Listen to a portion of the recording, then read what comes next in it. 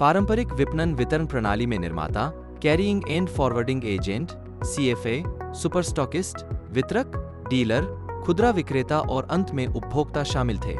थोक विक्रेता, बिचौलियों या बिचौलियों ने उत्पादकों से उपभोक्ताओं तक माल की आवाजाही को सुविधाजनक बनाकर इस प्रणाली में महत्वपूर्ण भूमिका निभाई।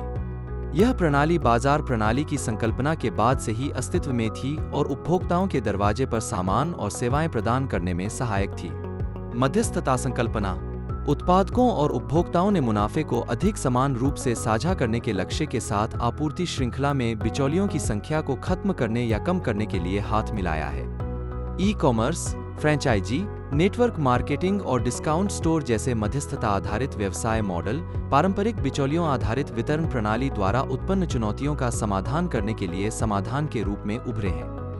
मध्यस्थता की आवश्यकता, बिचौलियों द्वारा वसूले जाने वाले उच्च कमीशन के कारण उपभोक्ता अक्सर उत्पाद के वास्तविक मूल्य से दोगुने से भी अधिक का भुगतान कर रहे थे। किसानों और निर्माताओं जैसे उत्पादकों को वितरण प्रणाली के कारण कम लाभप्रदता या यहाँ तक कि घाटे का सामना करना पड़ रहा था। पारंपरिक बिचौलिया आधारित वितरण प्रणाली को आवश्यक बुराई के रूप में देखा गया था और मध्यस्थता उपभोक्ताओं और उत्पादकों दोनों के लिए पारस्परिक रूप से लाभप्रद समाधान के रूप में उभरी। सभी उद्योगों में लाभ मार्जिन अध्ययन। कर्नाटक के गुलबर्गा में लाल चने के विपणन पर एक अध्ययन से पता चला कि किसानों को उपभोक्ता द्वारा भुगतान की गई अंतिम कीमत का केवल 56.56% प्राप्त हुआ। उत्तराखंड के कुमाऊं में संतरे के विपणन पर एक अध्ययन से पता चला कि बागवानों को अंतिम कीमत का केवल 10% ही मिला। एफएमसीजी और फार्मा सेक्टर पर असर, जबकि एफएमसीजी और फार्मास्यूटिकल क्षेत्रों के निर्माताओं को शुरू में अंतिम कीमत लगभग 70% का एक महत्वपूर्ण हिस्सा प्राप्त होता प्रतीत हो सकता है। ओवरहेड और विज्ञापन लागत के हिसाब के बाद उनका वास्तविक लाभ मार्जिन अक्सर 40 से 50% की सीमा में होता है। इस कम लाभप्रदता या यहाँ तक कि घाटे के कारण इन क्षेत्रों में उत्पादकों में भी असंतोष पैदा हुआ है। मध्यस्थता की आवश्यकता, बिचौलियों द्वारा वसूले जाने वाले उच्च कमीशन के कारण उपभोक्ता अक्सर उत्पाद के वास्तविक मूल्य से दोगुने से भी अधिक का भुगतान कर रहे थे। किसानों और निर्माताओं जैसे उत्पादकों को वितरण प्रणाली के कारण कम लाभप्रदता या यहाँ तक कि घाटे का सामना करना पड़ रहा था। पारंपरिक बिचौलिया आधारित वितरण प्रणाली को आवश्यक बुराई के रूप में देखा गया था और मध्यस्थता उपभोक्ताओं और उत्पादकों दोनों के लिए पारस्परिक रूप से लाभप्रद समाधान के रूप में उभरी। मध्यस्थता आधारित उद्यमशीलता मॉडल, ई-कॉमर्स, ऑनलाइन प्लेटफॉर्म और मार्केट प्लेस के माध्यम से उत्पादकों और उपभोक्ताओं के बीच सीधे कनेक्शन को सक्षम करना।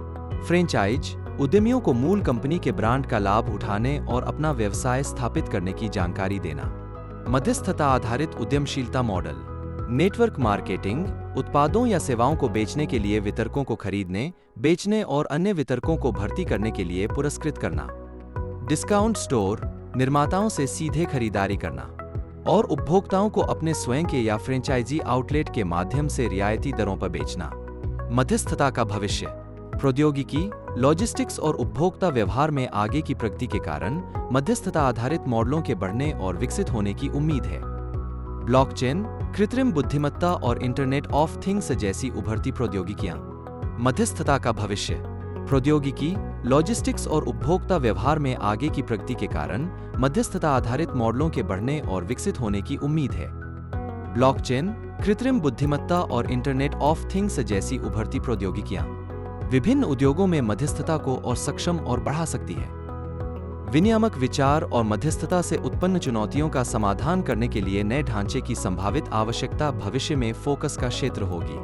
निष्कर्ष, मध्यस्थता समाप्ति ने पारंपरिक विपणन प्रणाली को बदल दिया है, स्थापित व्यापार मॉडल को बाधित कर दिया है और नए अवसर पैदा किए हैं।